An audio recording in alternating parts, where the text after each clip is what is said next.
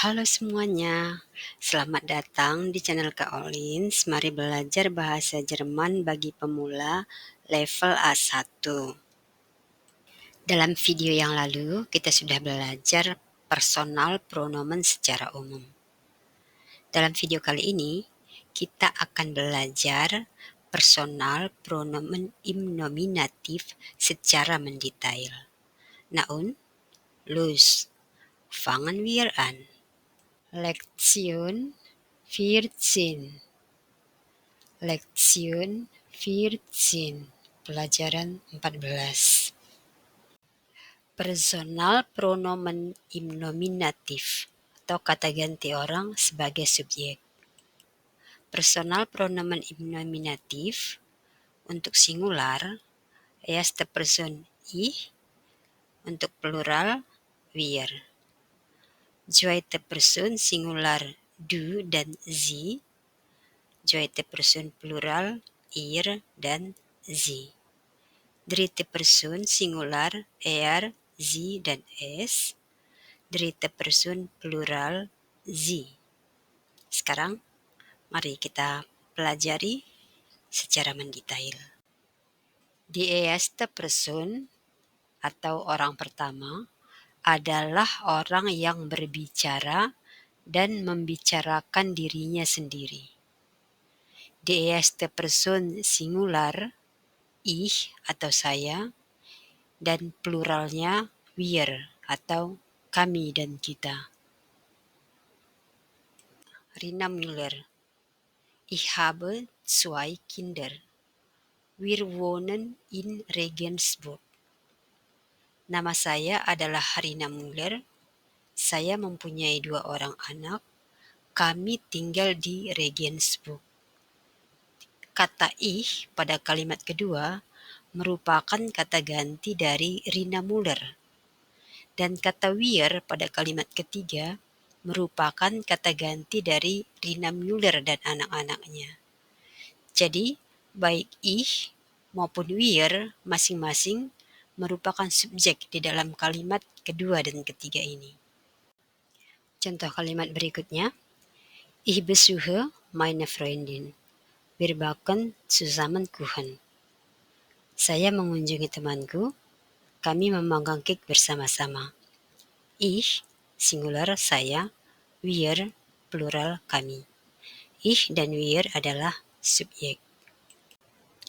Sekarang kita masuk ke zweite Person atau orang kedua, yaitu orang yang diajak bicara. Untuk orang kedua, ada bentuk formal, ada bentuk informal. Jadi kita pelajari dulu yang bentuk informal ya, du dan ihr. Kalau masih ada yang bingung tentang orang kedua bentuk formal dan informal ini, kalian bisa lihat kembali pelajaran 8, Kennenlernen.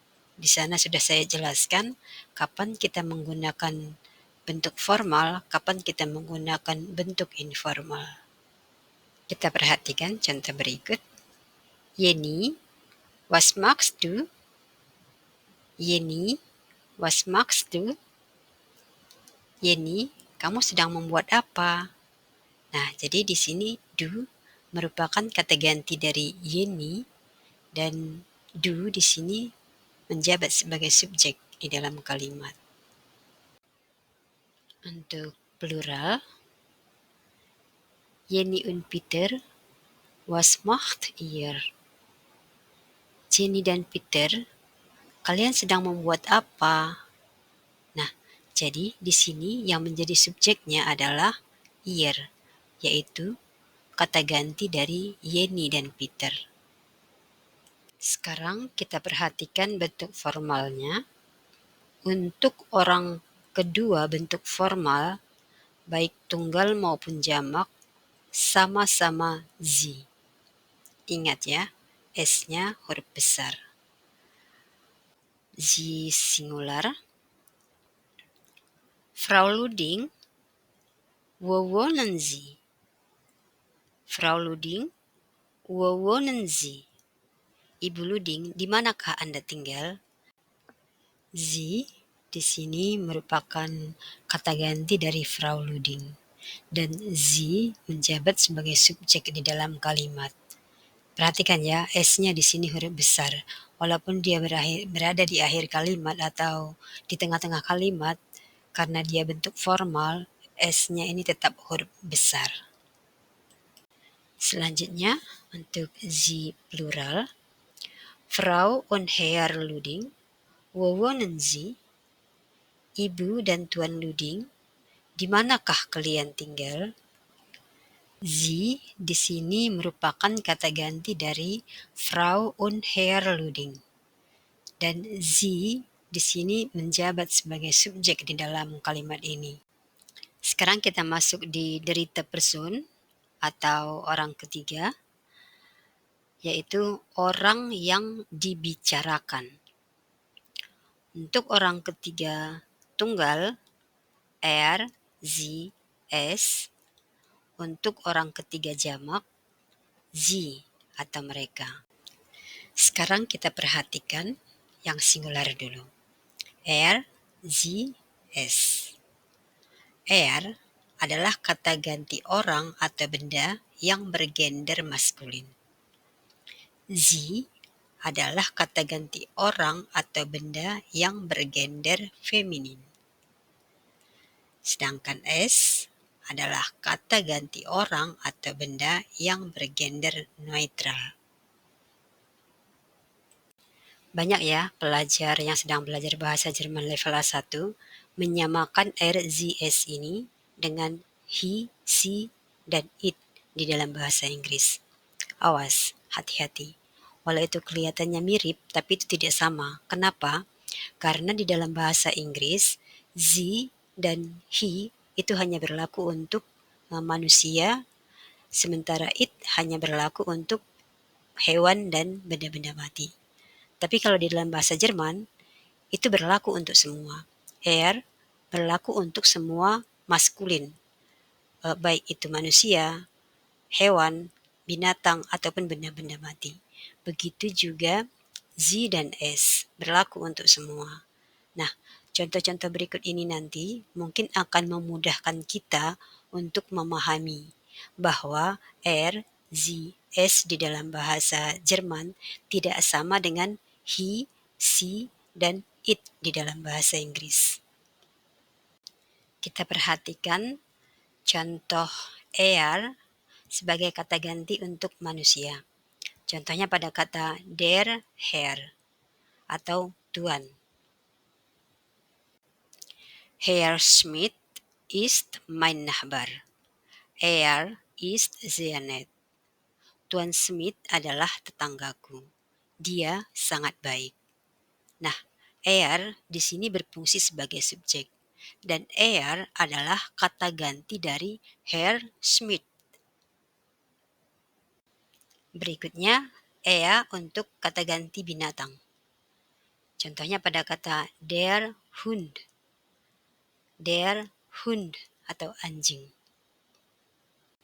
Der Hund heißt Pretty. Er ist sehr freundlich. Anjing itu bernama Pretty. Dia sangat ramah. Jadi anjing pun tetap kata gantinya ea. Jadi bukan hanya untuk manusia ya. Berikutnya ea untuk kata ganti benda mati. Contohnya pada kata der Apfel yang artinya apel. Der Apfel ist rot. Er ist sehr süß. Der Apfel ist rot. Er ist sehr süß. Apel itu merah, dia sangat manis. Nah, di sini kata ganti Apfel adalah er. Er di sini sebagai subjek. Jadi, baik der Herr, der Hund, ataupun der Apfel, kata gantinya sama-sama er. Selanjutnya kita ke sie, weiblich atau feminin pada manusia. Contohnya pada kata die Frau atau wanita. Die Frau ist sehr fleißig. Jeden Tag arbeitet sie sehr viel. Wanita itu sangat rajin. Setiap hari dia banyak bekerja. Nah, sie untuk kalimat yang kedua menggantikan die Frau pada kalimat pertama. Dan sie di sini berfungsi sebagai subjek. Sie feminin pada binatang. Contohnya pada kata kucing. Die Katze. Die Katze ist müde. Sie schläft auf dem Kissen. Kucing itu sedang mengantuk. Dia tidur di atas bantal. Jadi, sie di sini untuk menggantikan kata kucing. Jadi, sie juga berlaku untuk hewan ya. Sekarang sie untuk kata ganti benda feminin yang dia benda. Contohnya pada kata dikete atau kalung ya. Die Kette ist teuer, sie besteht aus Perlen. Kalung itu mahal, dia terbuat dari mutiara. Sie di sini berfungsi sebagai subjek dan sie adalah kata ganti dari die Kette. Di sini juga kita melihat baik die Frau, die Katze, die Kette ini semua kata gantinya adalah sie. Sekarang kita perhatikan S untuk kata ganti benda schächlich atau netral yang dari manusia. Contohnya pada kata das Mädchen atau gadis kecil. Das Mädchen ist jung. Es ist schön. Gadis kecil itu muda, dia cantik. Jadi dalam kalimat yang kedua, yang menjadi subjek adalah es. Dan es di sini adalah kata ganti dari das Mädchen atau gadis kecil. Es untuk kata ganti binatang yang bergender schächlich atau netral. Contohnya pada kata das Pferd atau kuda. Das ist mein Pferd. Es ist schneidig. Itu adalah kudaku, dia gagah. Jadi di sini es pada kalimat yang kedua merupakan kata ganti dari das Pferd atau kuda. Dan es di sini menjabat sebagai subjek di dalam kalimat ini. Es sebagai kata ganti untuk benda schächlich yang benda mati. Contohnya pada kata das Auto atau mobil. Das Auto fährt schnell. Es fährt schnell. Mobil itu melaju cepat. Dia melaju cepat. Jadi es di sini adalah kata yang menggantikan auto dan dia menjadi subjek di dalam kalimat ini. Das Mädchen, das Pferd, das Auto, ketiga-tiganya memiliki kata ganti es. Jadi dari contoh-contoh ini kita sudah bisa melihat dengan jelas ya bahwa er, sie, es di dalam bahasa Jerman itu tidak sama dengan he, she, dan it di dalam bahasa Inggris. Karena perlakuan-perlakuan ini tadi. Kalau di dalam bahasa Jerman, er untuk menggantikan semua benda maskulin. Sie untuk menggantikan semua benda feminin. Es untuk menggantikan semua benda netral, baik itu manusia, hewan, tumbuhan, atau benda-benda mati lainnya. Sekarang kita lanjutkan ke die dritte Person plural atau orang ketiga jamak, sie atau mereka. Untuk orang ketiga jamak, baik dia bergender maskulin, feminin, atau neutral, dia kata gantinya sama-sama, sie. Jadi di sini kita ambil satu contoh aja, die Kinder atau anak-anak. Die Kinder sind glücklich, sie spielen immer zusammen. Anak-anak itu bahagia, mereka selalu bermain bersama-sama. Jadi, sie di sini adalah pengganti dari kata die Kinder, dan sie berfungsi atau menjabat sebagai subjek di dalam kalimat ini. Ini adalah tabel dari personal pronomen im nominatif. Jadi merupakan satu kesimpulan dari apa yang telah kita pelajari tadi.